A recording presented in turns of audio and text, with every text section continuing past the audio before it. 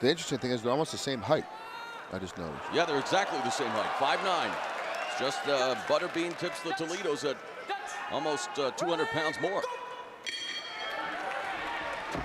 And Minowa with a drop kick, landing on his feet, and that definitely electrifies the crowd early on, but he just bounced off Butterbean. And it doesn't take long for the crowd here to get behind Ikuhisa the Punk Minowa. But after that second attempt at a drop kick, Butterbean now just puts all of his weight on top of Minowa in that half guard. I gotta be honest with you, I don't care how good you are at Brazilian Jiu-Jitsu. I don't want a guy like Butterbean on top of him. It's just too much girth, it's too much weight to deal with. Even if you get him back to full guard, he's so broad, your legs will never get completely closed. You know, the longtime followers of Pride Fighting Championships will remember Daiju Takase taking on Emmanuel Yarborough back in the day, and that's bringing up images right now here because that massive weight advantage. But Minowa, again, wanted this fight. He's the guy who gets it. He wants to entertain the crowd. He, of course, wants the win, but he knows that fights like this put him on the map.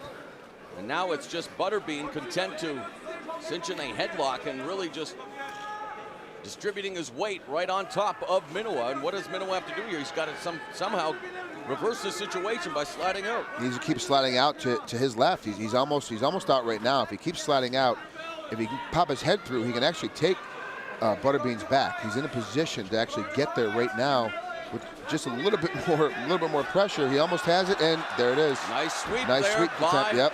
Right into side control trick. Great job passing the guard on the way over. Minowa's very tenacious. You know, I kind of make fun of him sometimes because he has one of the best entrances there is in MMA, and he always takes these really strange And you just matches. have to listen to the crowd. He's without a doubt probably next to the likes of Takanori Gomi, the most popular guy Absolutely. in the Bushido series for a Japanese fighter, and tremendous following here in his native Japan. Now attempting a knee strike there as Butterbean finds himself on the bottom now.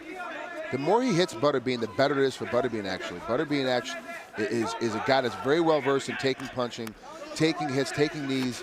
He's used to the punishment. It's the submission game that you have to get on Butterbean that's going to confuse him a little bit more. So if Minowa wants to finish this fight, he's going to start locking in some submissions because that's where he's going to be able to beat Butterbean quickly.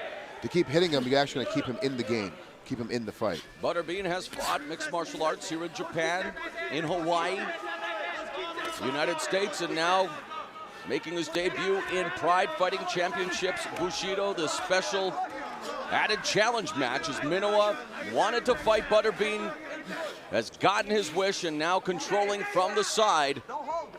And Eric Butterbean Esch, of course, known as the boxing king of the 4-rounders.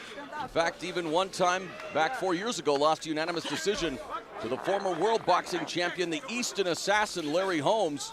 And has even done a little film work, appearing in the film Jackass the movie. So Butterbean is a character, no doubt about that.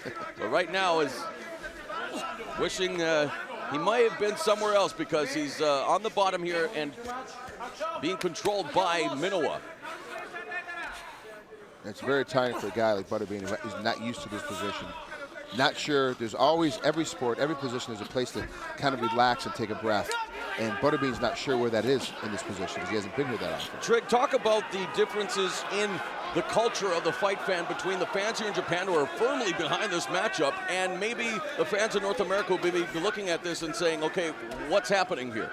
Well, the thing is that we always like to prove the small guy can beat the little guy, which is really how mixed martial arts got started throughout the world, was proving that the smaller guy could beat the bigger guy. And this is one of those matchups where a guy that's obviously a better striker, it's obviously a better position guy on his feet, can get beat by a guy that's a lot smaller than him. And that's what everyone wants to see, is that is the submission game, is the fight game. There he's maneuvering now for the arm bar.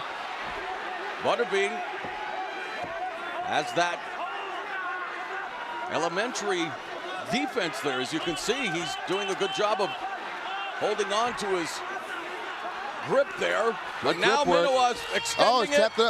Oh, wow. And Minowa records the win over Butterbean. 4:26 of the opening round via submission. Ikuhisa the Punk Minowa moves over the 500 mark to 8-7 in Pride Fighting Championships. Let's replay some of the action. That drop kick was something else. great drop kick. You know, obviously he was hoping to knock Butterbean down with it the first time, and when he chose to hit it the second time, he was hoping to as well, and he just kind of got underneath him. They didn't show the sliding of him getting into the arm bar, and it's the way he did it, taking his time and really cinching it up bit by bit.